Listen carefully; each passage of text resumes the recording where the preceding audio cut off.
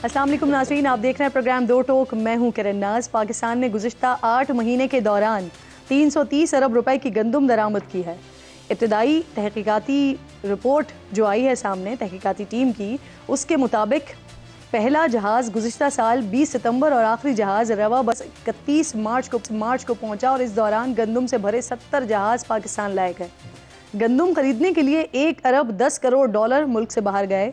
सामने आने वाली दस्तावेजात के मुताबिक गंदम दरामद करने की इजाज़त निगरान हुकूमत ने दी, जिसके लिए 1 सितंबर को समरी वज़ीर आज़म हाउस भेजी गई और 4 सितंबर को निगरान वज़ीर आज़म अनवारुल हक काकड़ ने बतौर वज़ीर उसकी मंजूरी दे दी। 12 सितंबर को गंदम दरामद की समरी दोबारा ECC को भेजी गई, लेकिन वजारत ख़जाना ने गंदम सरकारी तौर पर ख़रीदने की हिमायत नहीं की और निजी शोबे को गंदम की दरामद की इजाज़त दी गई। वज़ीर आज़म शहबाज शरीफ ने मामले की तहकीकात के लिए 2 कमेटियाँ कायम की है। एक कमेटी साबिक जज मियाँ मुश्ताक की सरबराही में काम कर रही है, जो 2 हफ्तों बाद रिपोर्ट देगी, जबकि सेक्रेटरी कैबिनेट डिवीज़न कामिल की सरबराही में कायम दूसरी कमेटी कल अपनी रिपोर्ट पेश करेगी। हुकूमत इस पर क्या करने जा रही है, मज़ीद बात करने के लिए प्रोग्राम में मेरे मोअज़्ज़ज़ मेहमानों में हाफिज़ हमदुल्ला साहब JUI की नुमाइंदगी कर रहे हैं, मेरे साथ मौजूद हैं सेनेटर अफनानुल्लाह साहब पाकिस्तान मुस्लिम लीग नून की नुमाइंदगी कर रहे हैं, मेरे साथ मौजूद हैं, और सेनेटर हुमायूं मेमन साहब कुछ ही देर में हमें स्टूडियो में ज्वाइन करेंगे। आप तीनों मेहमानों की शुक्रगुजार हूँ। आपकी इजाज़त से हमदुल्ला साहब ज़रा मैं पहले हुकूमती मौक़िफ़ लूँ। ये बताइएगा सेनेटर साहब, वफाकी हुकूमत गंदम दरामद की जो मामला है, जो सारा सिस्टम इस वक्त चल रहा है, जो रिपोर्ट आ गई है, उसको बड़ा संजीदा करार दे रही है, लेकिन हो ये रहा है कि तहकीकात के लिए ना मामला FIA को जा रहा है, ना मामला NAB को जा रहा है। क्या वजह है इसकी? क्योंकि आप हों या राना सनाउल्लाह साहब हों, आपका मौक़िफ़ सिमिलरली एक ही जैसा है कि जो ये आज़ाद उम्मीदवार हैं ये हुकूमत की ज़मानत हैं। जी बिस्मिल्लाह रहमान रहीम। देखिए, ज़मानत है या नहीं है, अब ये काम हो चुका है, जिसके अंदर आपने जैसे बताया कि 1.1 बिलियन डॉलर की इंपोर्ट हुई है वीट की, और वो ज़ाहिर है जो अगर ठीक तरह होती तो जो अभी क्राइसिस वीट का मुल्क में आया वो ना आता। तो यहाँ इधर कहीं ना कहीं कोई ना कोई प्रॉब्लम ज़रूर है कहीं पे। तो जो इंक्वायरी कमीशन है वो बुनियादी तौर के ऊपर ये डिटरमिन करेगा कि इशू है क्या, और उसके बाद ये केस तो ज़ाहिर है वो कमीशन तो नहीं चला सकता, केस तो फिर FIA और NAB में ही चलता है। तो जा क्यों नहीं रहे? नहीं, वो पहले तो इंक्वायरी होगी, उसके बाद अभी तो हम ये नहीं कह रहे कि कोई, अभी तो ये प्राइमा फेसी आप कह सकते हैं कि ये मामला ठीक नहीं है on the face of it, मगर ज़ाहिर है वो तमाम लोगों के बयानात वगैरह लेके फिर उसके बाद ही एक कोई डिटर्मिनेशन हो सकती है कि ये मामला है क्या। वैसे इसमें कोई शक नहीं है, मैंने खुद भी ये देखा था कि 1961 से लेके आज तक आप जितने भी सालों का देख लें इंपोर्ट का डेटा वीट का, तो सिर्फ एक साल है 1997 जहाँ पे हमने 4 मिलियन टन इंपोर्ट किया जी। उसके अलावा कभी भी 4 मिलियन टन इंपोर्ट नहीं किया। लेकिन जैसे कि आप बता रहे हैं और सबके सामने आ भी रहा है कि कितना बड़ा ये स्कैंडल है, तो NAB भी और FIA भी इसकी तहकीकात कर सकती है ना? नहीं, वो एक स्टेप बाय स्टेप ही होगा ना मामला। वो इवेंचुअली अगर ज़ाहिर है अगर इसके अंदर कोई इशू हुआ तो फिर उधर ही जाएगा, क्योंकि इन्वेस्टिगेशन एजेंसी तो वही है।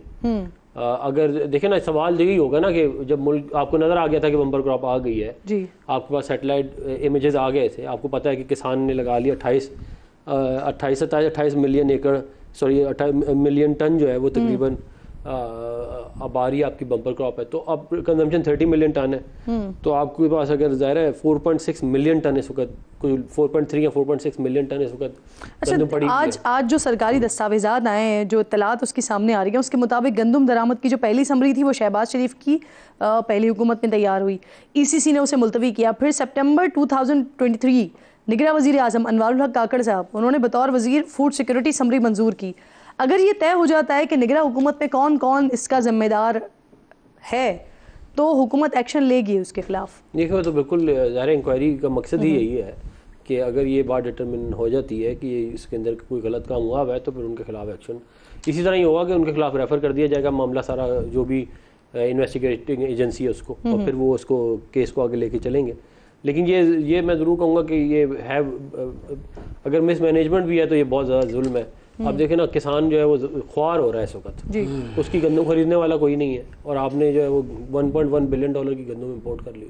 नहीं अफरान साहब, ये सिर्फ और सिर्फ कोई आप कह रहे हैं ये मिसअंडरस्टैंडिंग है या कोई ना कोई मिसमैनेजमेंट हो गई है, या फिर इसके पीछे समझते हैं आप कि किसी को फ़ायदा पहुंचाया गया है? वो भी हो सकता है, हो सकता है, उसको रूल आउट नहीं, वो तो इंक्वायरी ही करेगी इसको डिटरमिन, उसको आप रूल आउट नहीं कर सकते। अब ये मैं नहीं कह सकता कि वो नहीं है, वो भी हो सकता है, दोनों चीज़ें भी हो सकती हैं, इनमें से कोई एक चीज़ भी हो सकती है।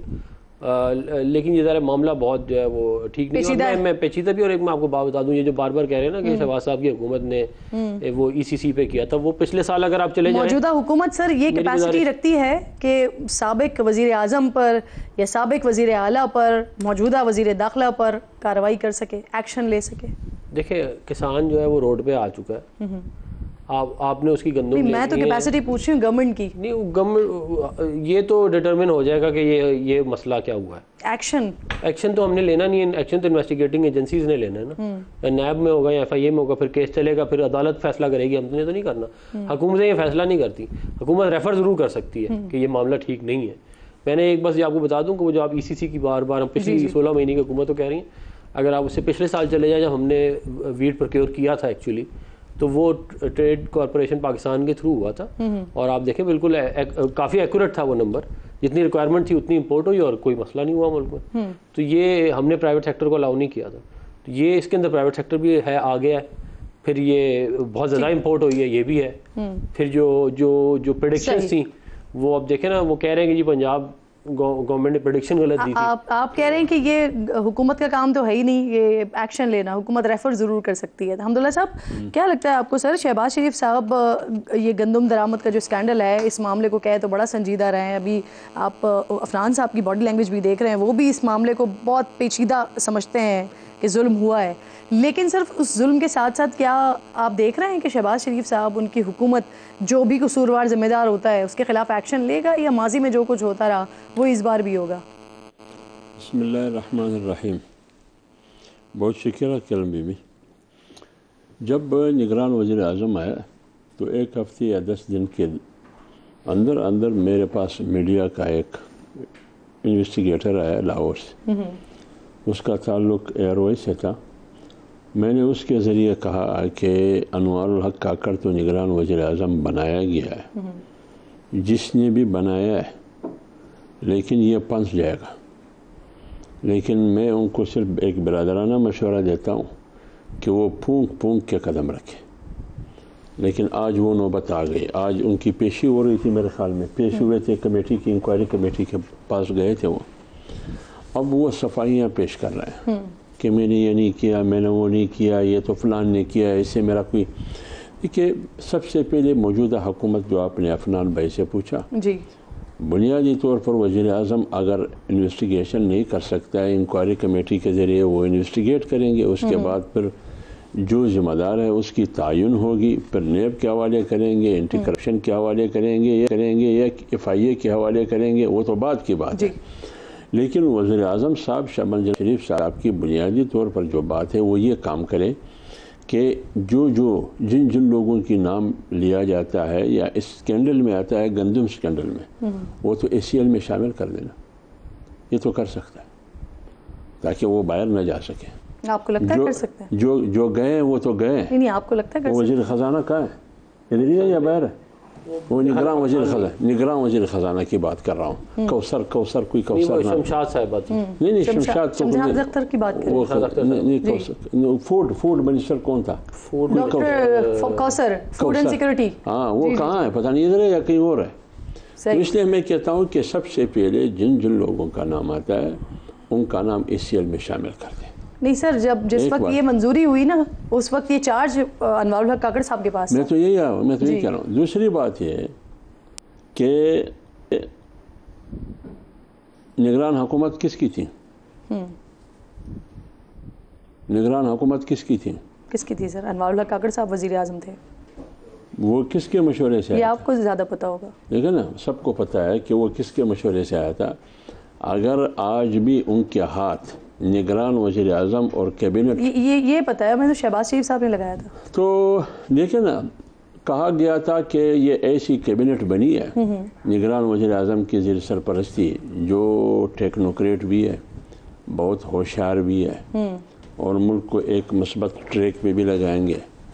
हर एक दूसरे से बढ़कर एक ऐसे हीरे तराश दिए गए थे, हीरे थे हर एक अपनी जगह पर। कहा गया था कि ये हीरे हैं। अब हीरों के हाथों 24 करोड़ आवाम का बेड़ा गर्क हो रहा है। जब गंदम की ज़रूरत थी नहीं, फिर मंगवाया क्यों? आप 43 से 47 लाख टन गंदम पड़े, तो फिर आप 45 लाख टन गंदम किस लिए ला रहे हैं? या इतनी महंगाई के मार्च तक आती रही, मौजूदा हुकूमत में भी आती रही, मार्च तक आती रही, लेकिन ये तो मार्च से जाके मई तक आती रही, ये तो आगे बढ़ गई है ना। तो इसलिए इसका जिम्मेदार कौन है?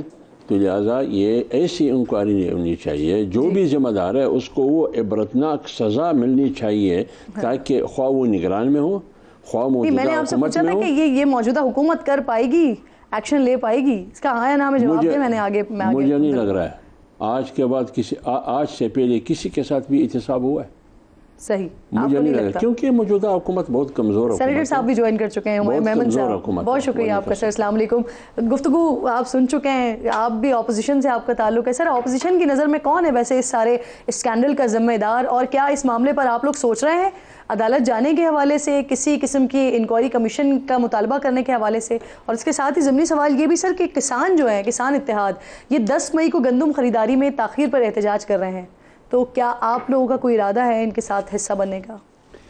बिस्मिल्लाहिर्रहमानिर्रहीम, इय्याका नअबुदु व इय्याका नस्तईन। देखिए, इस तरह ये है कि जब आप लोग ये डिसाइड करना चाहते हैं कि गलती कहाँ थी, तो आपने देखना होता है कि यार ये मतलब हम ये PDM2 या जो इस वक्त की गवर्नमेंट है, पीपल्स पार्टी और PMLN और MQM की, इन तीनों की हुकूमत, अगर पीपल्स पार्टी बीच में कहती है हम शामिल नहीं हैं, तो वो गलत कहते हैं, वो पूरी तरह बीच में शामिल हैं। अब इससे पहले कि हम जाके देख लेते हैं कि पहले वाले कौन थे जो निगरान हुकूमत थी। अच्छा, निगरान हुकूमत वाले जो लोग थे उनको आज वोट किन्होंने दिया? अगर काकड़ साहब थे तो काकड़ साहब को आज वोट किन्होंने दिया? PMLN और पीपल्स पार्टी ने दिया ना वोट सेनेटर बनने के लिए। सो ये एक ही गवर्नमेंट है, आप ये मत कहें कि ये अलग है, ये एक ही गवर्नमेंट है। सिर्फ ये है कि ये एक किस्म का उनका वो एक वर्जन था, ये दूसरा वर्जन है। गलती इन दोनों ने मिलके कर रहे हैं। जैसे अभी हाफिज साहब भी कह रहे हैं, अब्दुल्ला साहब, के मार्च तक अगर था तो मई तक क्यों चल रहा है? नंबर 2, जब ये कहते हैं कि उस वक्त 1.9 मतलब 19 लाख टन की वो थी कि हमारी ज़रूरत होगी, 18 लाख टन की इन लोगों ने इन प्रिंसिपल एग्री किया था, 1 लाख टन की इजाज़त होनी चाहिए थी, फिर इन्होंने डिसएग्री किया, फिर वो 1 लाख टन की बजाय 3.5 लाख टन कैसे आ गए? मतलब वहाँ पे आपको 18 लाख टन चाहिए, उसमें आप उसका डबल मंगवा रहे हैं। नहीं, 35 लाख इस 3.5 मिलियन ना जी। तो 3.5 मिलियन 35 लाख टन, आपने उसका डबल, जो आपको 18 चाहिए उसमें आप 35 मंगवा रहे हैं। अब उसके मजे की बात यह है कि दरमियान में किसी ने 85 अरब रुपए कमा लिए। अब अगर हम 85 अरब रुपए को देख लें तो ये सवाल उठता है वो 85 अरब रुपए कहाँ गए, किस किस को डिवाइड हुए? तो आप जरा वो ट्रेस करें वो पैसा। जिसने 3100 रुपए का खरीदा है बगैर कैप के, और उसको 4500 रुपए का गवर्नमेंट को भी बेचा है और प्राइवेटली भी बेचा है, तो ये तकरीबन आप ये समझे कि 1400 रुपए पर आपने बेच दिया है। ये कहाँ गया पैसा? ये किन के पास गया? जहां गया है ना वो सारे इसमें शामिल हैं। अब अगर उसकी ट्रेस काकड़ साहब के पास मिलती है तो वो भी शामिल है, अगर उसकी ट्रेस हुकूमत में और लोगों को मिले वो भी शामिल है। तो आप इसमें करें। लेकिन सवाल ये होता है कि जैसे आपने पूछा, हमदुल्ला साहब से पूछा कि क्या ये हो पाएगा? आप कुछ करने जा रहे हैं इस पर? हम तो पहले भी इसमें पंजाब में तो रोजाना हमारे वो लोग निकल रहे हैं इसी के हक में। देखिए, जो किसानों के साथ हुआ है, जो 3900 रुपीज के साथ जा रहे हैं, बिल्कुल उनको हम सपोर्ट कर रहे हैं। हम उनको इसलिए सपोर्ट कर रहे हैं कि ये किसानों के साथ बहुत ज्यादा ज्यादती है, वो लोग तबाह हो गए हैं। अच्छा, ये पहली बार नहीं है, ये पहली बार नहीं है। अगर आप पाकिस्तान मुस्लिम लीग नून की हिस्ट्री देख लें, ये कभी भी किसानों के हक में नहीं थे। इनकी आप हिस्ट्री देख लीजिए, हमेशा उनके खिलाफ रहे हैं इन्होंने, इनकी हमेशा पॉलिसीज उनके खिलाफ रही है। सही, ठीक है। और अगर आप देख ले पाकिस्तान तहरीक इंसाफ के टाइम पे, वो वाहिद टाइम था जिसमें किसानों ने तरक्की की, वो वाहिद टाइम था। उनके जो पैसे 8-8, 9-9 साल से फंसे हुए थे वो सारे उनको वापस मिले। सही, आप कह रहे हैं कि आप किसान इत्तेहाद को सपोर्ट कर रहे हैं और जो 10 को होने वाला है इनका 10 नहीं करेंगे सपोर्ट? सर कौन नहीं करेगा उनको? सिवाय उन लोगों के जिन्होंने उनकी चोरी की है। बिल्कुल दुरुस्त, बिल्कुल दुरुस्त। अफनान साहब, क्या ये भी, क्योंकि मैं आज देख रही थी मुख्तलिफ सोशल मीडिया पर नज़र आ रहा है, फिर सरकारी रिपोर्ट का हवाला भी दिया जा रहा है कि कुछ ख़राब गंदम भी ये दरामदगी में आ गई, सारी 12-13 लाख टन जो है वो उसमें कीड़े लगी हुई ख़राब गंदम आई। Is it true? ये बात भी आई तो है, ये अभी इन्वेस्टिगेशन के अंदर मजीद इसके ऊपर सरकारी रिपोर्ट्स में आई है ये बात। ये कहाँ से आ रहे थे गंदम जो कीड़े वहाँ से है? ये अफनान साहब बता सके, यूक्रेन वाली शायद, यूक्रेन का 4-5 मुल्क है। अच्छा, कीड़े भी हमने दरामद किए? कीड़े भी दरामद किए, बिल्कुल आप ठीक कह रहे हैं। यहाँ कीड़ों की कमी थी। मैं एक बात ऐड कर दूँ इसके अंदर। इन्होंने फरमाया कि मुस्लिम लीग नून की हिस्ट्री जो है वो ये है कि हम किसानों के नहीं हैं। आप देखें इस मुल्क की बदकिस्मती कि 2016, 17 और 18 में गंदम इंपोर्ट की जगह हमने एक्सपोर्ट किए हैं, और जब पीटीआई की हुकूमत आई तो हमने दोबारा से इंपोर्ट करना शुरू कर दिया, और किसान के हक में जो है वो ये हैं और हम नहीं हैं। अब अभी डेटा निकाल के देख लें, वीट इंपोर्ट डेटा हिस्टोरिकल निकाल लें, आपको सारा का सारा आ जाएगा। बात ये है कि खाली हवाई बातें कर देने से तो किसानों का मामला हल नहीं होगा ना। हम ये समझते हैं कि जो कोई भी रिस्पॉन्सिबल है, मैंने देखे पहले भी आपको ये बात की, जो रिस्पॉन्सिबल है, इस बार बम्पर क्रॉप हुई है, लेकिन इस बार भी हम दरामद कर रहे हैं सर। मैं तो आपसे कह रहा हूं, ज्यादा इस साल मैं तो कह रहा हूँ, देखें 10 मार्च को तो हुकूमत आई है, 9 या 10 मार्च को हुकूमत आई है।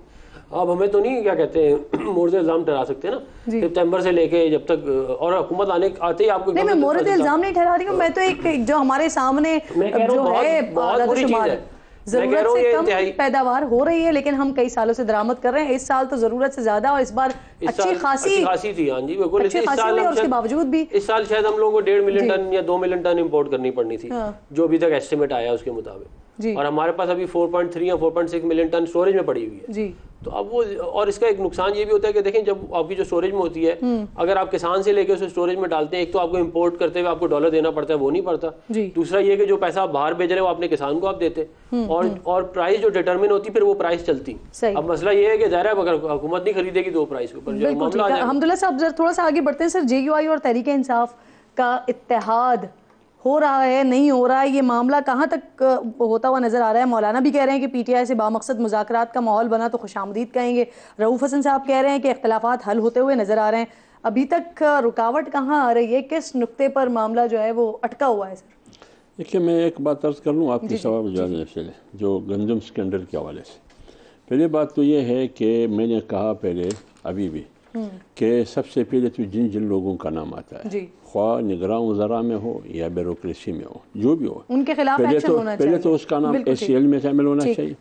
दूसरा ये, अगर निगरान हुकूमत में कुछ ऐसे वज़रा है जो आज भी हुकूमत में है, बैसत वज़ीर या बैसत पार्लियामेंटेरियन, हुकूमत सबसे पहले दूसरा काम ये करे कि उनको वजारतों से, उन उहदों से फारिग कर दें। आज उन्होंने फूड सेक्रेटरी को मुअत्तल किया ना, तो फूड सेक्रेटरी को मुअत्तल करने के बजाय उन वज़रा को भी अपने कैबिनेट से निकाल दे जिन जिन का नाम आता है, अगर है। और इसी तरह उन सेनेटर्स को भी सस्पेंड किया जाए, जो भी तरीक़ाकार हो, जब तक इंक्वायरी हो। ये जितने भी जिम्मेदार लोग हैं, पहले इंक्वायरी कमेटी के सामने पेश हो जाए, जब उसके बाद दोबारा अपने अपने ओहदों पर बहाल हो जाए, जब ये क्लियर होने के बाद। बिल्कुल ठीक, अब सर मेरे सवाल का जवाब दे दीजिए। अच्छा, जहाँ तक आपने PTI के साथ बात की, देखिए, जमीयत उलमा इस्लाम के दरवाजे हर सियासी पार्टी, PTI की वफद 2-3 बार आया मौलाना साहब के पास।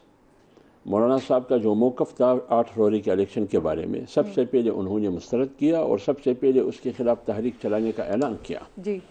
और इस मैंडेट को अवामी मैंडेट उन्होंने डिक्लेयर नहीं किया। उन्होंने कहा यह मौजूदा जो असम्बली है यह अवाम की असम्बली नहीं है जी, या ये किसी और ताकत की असम्बली है। तो इसलिए अगर इस एजेंडे पर PTI की वफद आई, असद कैसर साहब की सरबराही में। सादा सा सवाल मैं आ रहा हूँ ना, मुझे बताएं कितने % चांसेस हैं आप दोनों का इत्तेहाद हो जाए? इत्तेहाद दोनों पार्टियां बैठ के TOR तय करना होगा। कुछ चीज़ें हमारे तरफ से जो 16 साल या 13 साल कुछ खदशात, कुछ तहफ़्फ़ुज़ात है जी, वो उनकी तरफ से हमारे हवाले से कुछ होंगे, ये बैठ के उसका इजाला करेंगे, कोई TOR होगा। अच्छा, उसके बाद पहले PTI की टीम आपके पास आई थी, अब कोई इम्कान है कि आपकी टीम उनके पास जाए और बात करें? हमारे फोरम से अभी तक कोई ऐसा फैसला नहीं हुआ है कि जमीयत उलमा इस्लाम की कोई। बिल्कुल ठीक। PTI इस पे क्या मौक़िफ़ रखती है? एक छोटा सा ब्रेक लीजिए, ब्रेक के बाद वापस आते हैं तो बात करते हैं।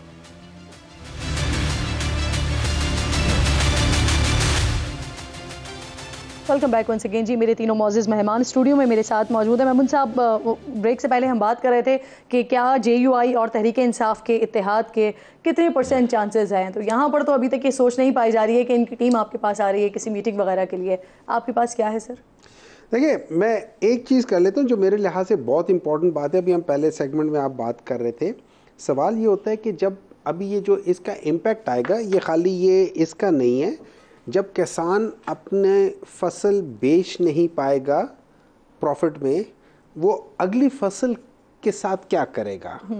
तो ये एक विश्व साइकिल में चला गया। हम ऑलरेडी IMF से ले रहे हैं, उससे 3 गुना 4 गुना अगले 1 साल तक ही होगा। लेकिन एक दूसरा सवाल उठता है, हमने ये यूक्रेन से क्यों लिया है?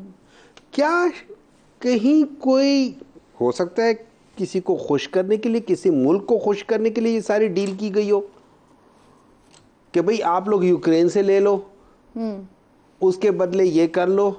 क्या सवाल मैं उठा सकता हूँ, मेरे दिमाग में आता है, क्या ये कोई लंदन प्लान का हिस्सा तो नहीं था कि जिस बेसिस पे लंदन प्लान हुआ है उसके पीछे? सर सिर्फ यूक्रेन नहीं है, 5-6 ममालिक हैं इसमें, लेकिन इसमें सबसे ज्यादा तो वही है ना।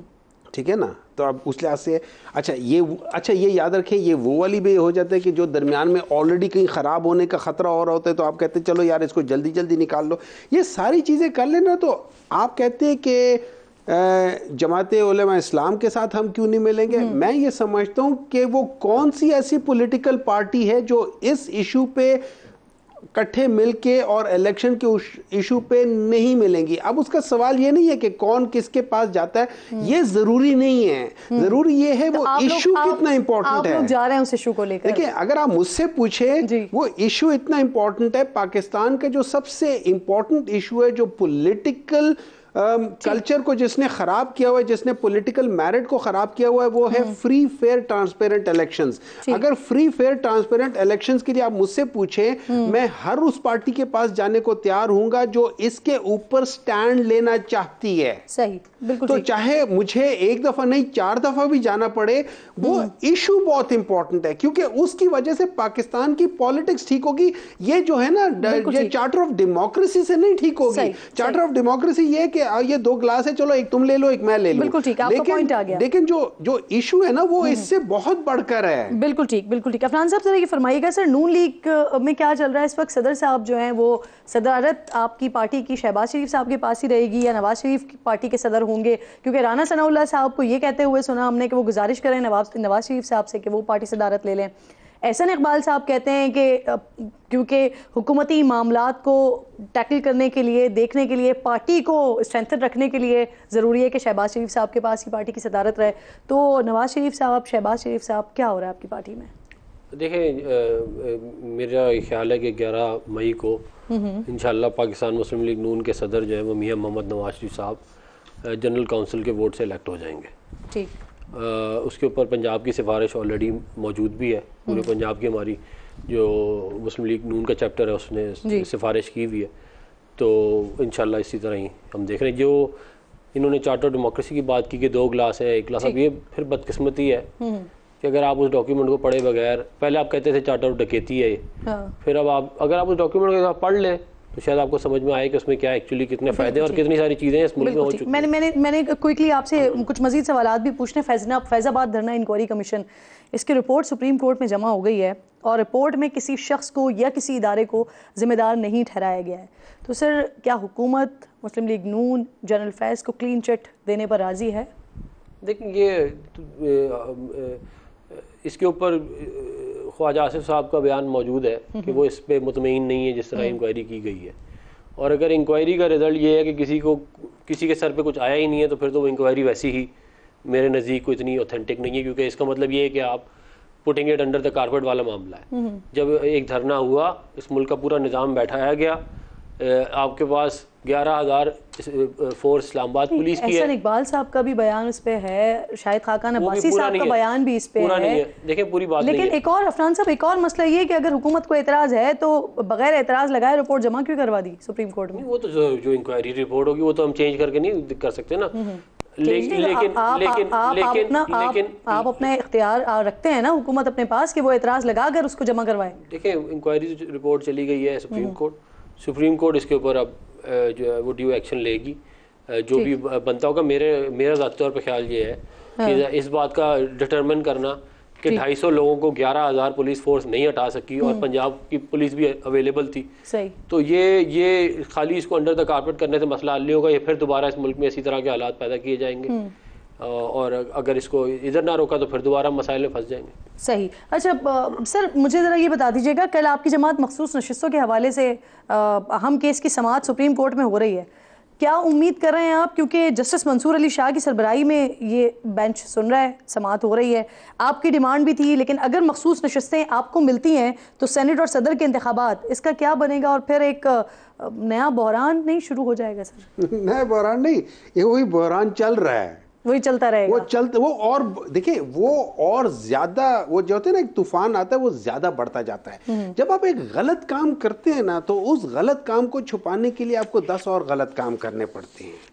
तो ये शुरू में गलत काम हुआ था। सबसे पहले जिस तरीके से इलेक्शन कमीशन ने पाकिस्तान तहरीक इंसाफ के इलेक्शंस के ऊपर एतराज़ात उठाए, फिर 3 महीने उसके ऊपर उन्होंने अपना डिसीजन संभाल के रखा। आखिर में क्या, फिर जब पेशावर हाई कोर्ट ने एक फैसला दे दिया तो सुप्रीम कोर्ट चीफ जस्टिस साहब, थैंक यू वेरी मच, उन्होंने एक दिन के अंदर अंदर उसके अंदर फैसला करके 1.5 दिन में डिसीजन लेके हमसे हमारा निशान लेके हमको बहुत ज़्यादा नुकसान पहुंचाया। हालांकि उनके अपने अल्फाज थे उसी के दौरान कि इससे आपको फ्यूचर में सिर्फ इस इलेक्शन के जो सिंबल है उस वक्त तक होगा, उसके बाद में कोई नुकसान नहीं होगा, लेकिन वहाँ वो निकले। ठीक है, अब बात आ जाती है कि आगे मेरे ख्याल में लेट्स सी कि इसका डिसीजन क्या आता है, लेकिन इसका डिसीजन एक ही होना चाहिए, पाकिस्तान तहरीक इंसाफ को उनके ये रिजर्व सीट्स मिलनी चाहिए। एक और बात सर, वो तो अदालत का काम है ना, अदालत क्या डिसीजन लेती है? क्या चीज? अदालत का काम है ना। नहीं, मैं कह रहा हूँ ना उन तक है, मैं तो अपनी राय दे रहा हूँ। लेकिन मेरी नजर में आपने एक सवाल इनसे पहले पूछा था कि क्या मेरे दिमाग से निकल गया, क्या था इनसे आखिरी सवाल कौन सा था इनसे? मैंने कहा धरना कमीशन क्या, धरने वाला। देखिए धरने के ऊपर एक चीज सारे उन्होंने ये नहीं कहा कि किसी को, उन्होंने कहा है कि पंजाब की गवर्नमेंट वाज रिस्पॉन्सिबल। सो उसके ऊपर ये नहीं है कि किसी करे, उन्होंने कहा पंजाब की गवर्नमेंट रिस्पॉन्सिबल है। इसका मतलब ये हुकूमत रोकने में नाकाम हुई नहीं, तो गलती हो गई ना, रोकने में नाकाम हो गई तो वो उनकी गलती है, तो वो बता रहे हैं कि गलती उधर है और ये उस वक्त के प्राइम मिनिस्टर बता रहे हैं। तो ये बात ना कहें कि किसी के ऊपर गलती नहीं की गई। पंजाब की गवर्नमेंट उस वक्त मियां शहबाज शरीफ साहब के अंडर थी, उनके ऊपर पूरा ब्लेम आ रहा है कि he was responsible for not tackling it properly. अभी इन्होंने भी कहा है, अभी अफनान ने भी कहा है कि पंजाब की पुलिस भी वहां थी, तो क्यों नहीं कर इस्लामाबाद तक छोड़कर आए? एग्जैक्टली, सो दैट मींस ये मिले हुए थे, they were part and parcel of it. So सारी गलती इन्हीं लोगों ने जानबूझ के की है। बिल्कुल ठीक। हमदुल्ला साहब जरा सर हुकूमत के खिलाफ मिले हुए थे हम। ठीक है सर, इस पर भी कमेंट कीजिएगा और साथ साथ सर ये जो जजेस की तकर्री के हवाले से आईनी तरमीम पर हुकूमत सोच रही है, इस पर भी कमेंट कर दीजिएगा। देखिए, जो जजेस की तकर्री के बारे में मैं सुन रहा हूँ कि एक आईनी तरमीम लाया जा रहा है। मेरे ख्याल में अगर पार्लियामेंट 45 के बजाय 47 फार्म का एक गैर मुंतखब पार्लियामेंट है, फिर इस पार्लियामेंट को आइन में एक नुक्ते की तरमीम की भी अखलाकी जवाज़ नहीं है, न कोई आइनी जवाज़ है। लिहाजा जमीयत उलमा इस्लाम इसको एक्सेप्ट नहीं करेगी, कबूल करेगी। बगैर सुन्नी इत्तेहाद काउंसिल के, पीटीआई के, बगैर जेयूआई के ये पास ही नहीं हो सकता। ये मेरी ज़ाती राय है, शायद पार्टी का भी तो सर आप लोग फिर सपोर्ट करेंगे या हाथ उठा लेंगे? देखिए, हमने ये सुना है कि इसमें एक्सटेंशन हो सकता है सेनेट से हो सकता है। इसमें एक्सटेंशन वाला मामला और है और तकर्री वाला मामला और है, उसमें तरमीम नंबर्स में नेशनल असेंबली में सर 2/3 अक्सरियत है, लेकिन सेनेट में मसला होगा ना। सेनेट में भी देखिए, पाकिस्तान तहरीक इंसाफ को अगर हमारे वो मिल जाते हैं वापस हमें रिजर्व सीट्स, तो हम 30 के करीब 31 पे चले जाते हैं। जेयूआई के साथ मिला के प्रॉब्ली 33 पे चले जाएंगे। फिर तो नेशनल असेंबली से भी अक्सरियत खो बैठेंगे ना, अगर आपको नशिस्तें वापस मिलती हैं सेनेट में भी, असेंबली में भी, तो फिर तो वो फिर हो जाती है। लेकिन अदरवाइज अगर नहीं होती तो ये लोग they can easily pass. Senate में भी अगर आज के दिन में इस लिहाज से दे कैन इजीली पास। ठीक सर, आप अपनी बात तो बनते हैं ना हमारे टोटल, अगर आप जेयूआई को ना भी मिलाएं तो आप लोग इजीली कर लेंगे सेनेट में भी और असेंबली में भी। ठीक सर, आप नहीं, पहले ये देखिए कि वो किस किस्म की तरामीम ले रहा है, ये जिसके हवाले से किस किस्म की तरामीम लेके आ रहे हैं। और हमने ये सुना भी है कि बाद जजेस को एक्सटेंशन दे जा रहे हैं हुकूमत, क्यों दे रहे हैं?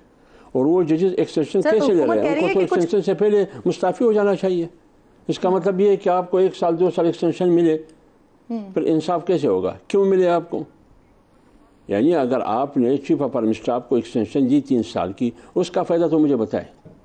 अगर आप चीफ जस्टिस को या किसी और को एक्सटेंशन देंगे तो मेरे ख्याल में अगर काजी फैज़ शाह के बारे में ये मशहूर है कि वो एक उसूली आदमी है, तो वो कैसे एक्सटेंशन को कबूल करेंगे? कैसे एक्सटेंशन कबूल करेंगे? हमने जनरल बाजवा साहब की एक्सटेंशन की मुखालफत की जो है, हाँ हमने मुखालफत की, हमने उसको वोट नहीं किया। ठीक ठीक। आपको नुकसान नहीं हुआ?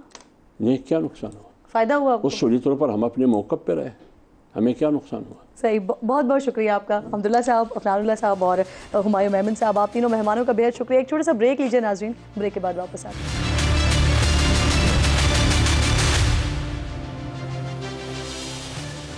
प्रोग्राम में एक बार फिर आपको खुशामदीद कहती हूँ नाज़रीन। पाकिस्तानी निजात सादिक खान ने लंदन के मेयर बनने की हैट्रिक करते हुए तारीख रकम की है। लंदन मेयर के इलेक्शन में लेबर पार्टी के सादिक खान को 10,88,000 से ज़ायद वोट मिले हैं, जबकि उनकी मुखालिफ कंजर्वेटिव पार्टी की सुजैन हॉल 8,13,000 वोट हासिल कर सकें। सादिक खान की बतौर मेयर गुज़िश्ता 2 अदवार की कारकर्दगी को उनके तीसरी मरतबा मुंतखब होने की वजह करार दिया जा रहा है, जिसमें बतौर मेयर होपर की मुनफरिद स्कीम मुतारिफ करवाना शामिल है, जिसके तहत 1 घंटे तक मुसाफिर जितनी चाहे बस और ट्राम एक ही टिकट में तक हैं।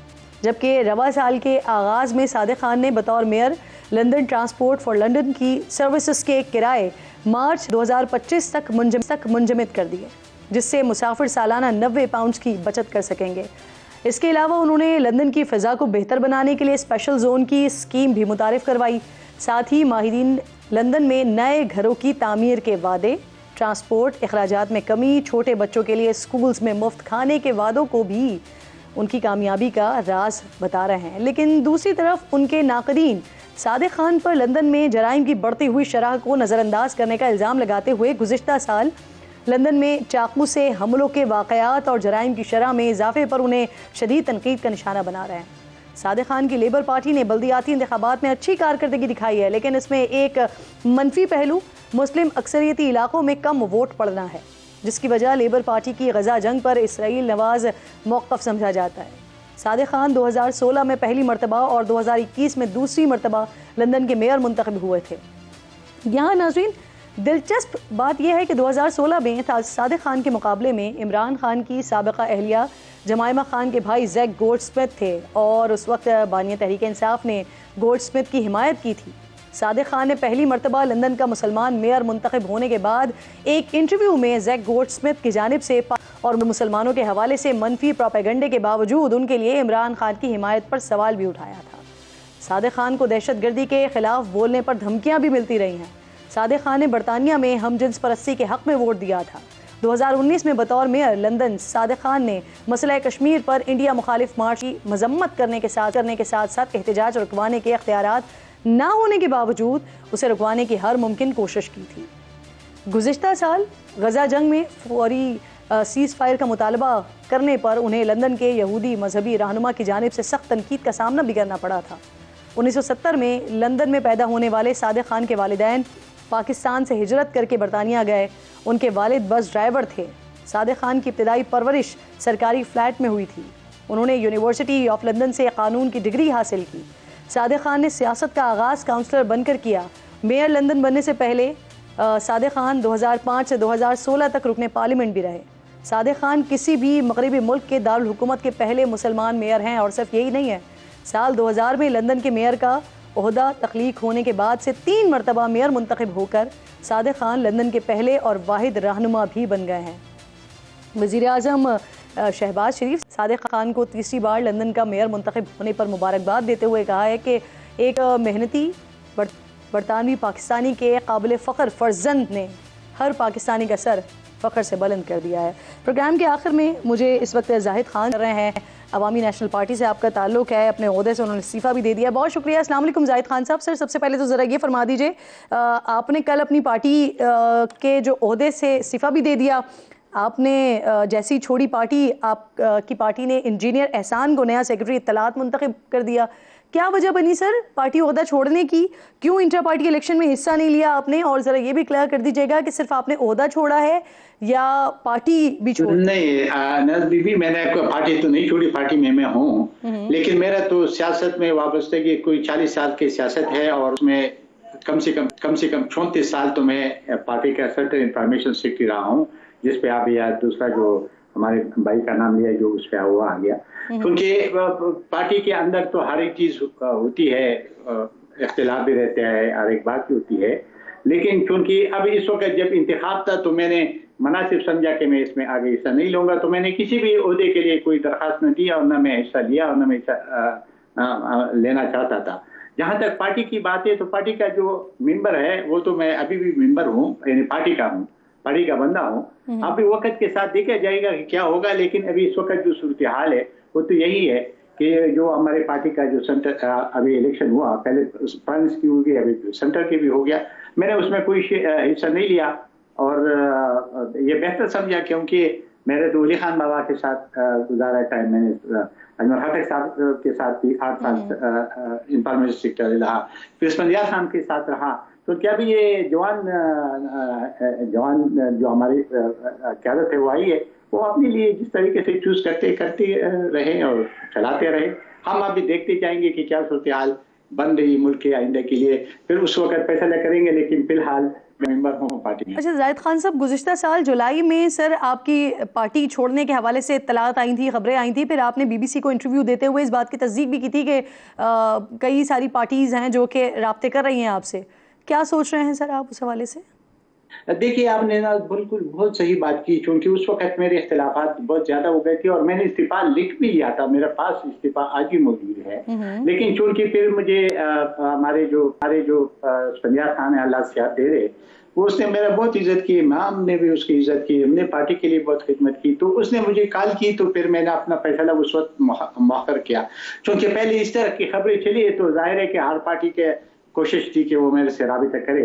अब चूंकि अभी तो नई बात है, अभी तो मेरे साथ किसी ने राबिता किया है न, फिलहाल मेरा कोई ऐसे सोच है। उस सारी बातें बिल्कुल सही थी जो आपने सवाल किया था और इस वक्त हो रही थी। जाहिद खान साहब ये बताइएगा सर, आपसे पहले भी कई रहनुमा हैं, अहम रहनुमा हैं ANP के जो पार्टी छोड़ चुके हैं। अफरासियाब खटक हो गए, बुशरा गौर साहिबा हो गई, इसके अलावा वाजिद खान, हाजी शेर रहमान, एक तवील फहरिस्त है। क्या वजह है पार्टी छोड़कर जाने वालों की? असल में ये कि ये जितने भी नाम लिए सीनियर लोग हैं सारे, और मेरे ख्याल में अभी सियासत जो हमारे कुल के लोग थे, जिसमें आपने जितने नाम लिए, वो एक नजरियात और एक फिक्र के सियासत करते रहे। अभी मेरे ख्याल में सियासत में अभी भी मेरे से वो भाई बात कर रहा था, अभी ना वो सियासत वो रही नहीं। अभी तो इक़्तिदार की सियासत है, किसी तरीके से भी किसी पार्टी को, कोई भी पार्टी में, पाकिस्तान में सारी पार्टियों के सूरत हाल है, उसको इक़्तिदार मिलने चाहिए, जिस तरीके से भी मिले, फौज की छतरी के नीचे मिले, एस्टेब्लिशमेंट की छतरी के नीचे, अदालत के जरिए। देख रहे हो ये क्या है, लोगों का अभी जो है ना इस वक्त जो जमहूरियत है उससे इत्तेमाद उठ रहा है सारे पाकिस्तानियों की, और ये बहुत खतरनाक बात है। और सर इलेक्शन में जो बदतरीन शिकस्त हुई है ANP की, उसकी क्या वजह समझते हैं आप? जाहिर है कि इस वक्त जिस तरीके से आपने बात की, काफी सोच है कि वजह क्या थी, क्यों हमने इसको यहाँ तक हम आ गए। आपको याद है कि हमारे पार्टी खैबर पख्तूनख्वा में सबसे बड़ी पार्टी थी, अभी भी है, लेकिन क्या वजह है कि हमने ये अभी इस पे हमारे पार्टी ने ना मेरे ख्याल में सोचा है, ना उस पर कोई बात की, ना कोई मशावरत की है। और चूंकि सबसे बड़ी बात यही थी कि देखे ना, PDM में जाना था तो ठीक था, लेकिन PDM से फिर जब निकले और फिर जो PDM का उस वक्त अदम इत्तेमाद किया और उसमें हमने साथ दिया, हमें वो साथ नहीं देना चाहिए था, क्योंकि उसमें तो हम नहीं, वो सारे पार्टियां जिसने साथ दिया था वो सब क्या शजी हुआ था। हालांकि हमारे कायद जो लीडरशिप है उसने कोई ओहदा नहीं लिया था, ना कोई एडवाइजर का ओहदा लिया था, ना कोई वजीर का लिया था, कुछ भी नहीं लिया था, लेकिन खामखा अपने आप को यहाँ तक ले गए कि अभी जो सूरत हाल हो गई वो तो बहुत बुरी तरह है इस मुल्क के, और ये मुल्क के लिए एक अच्छा शगुन नहीं है। आप कह रहे हैं अदम एतमाद में PDM का साथ देना ये एक बड़ी वजह बनी, शिकस्त की वजह बनी, ANP की जो बदतरीन शिकस्त हुई है इस दफ़ा। बहुत शुक्रिया आपका जाहिद खान साहब, प्रोग्राम में आप साथ मौजूद थे। वक्त भी ख़त्म हो गया है नाज़रीन, इंशाअल्लाह मुलाकात होगी आपसे। जुमे को अपना और अपने मुल्क का खास ख्याल रखिए और फ़लस्तीन को अपनी दुआओं में याद रखिए। अल्लाह निगहबान।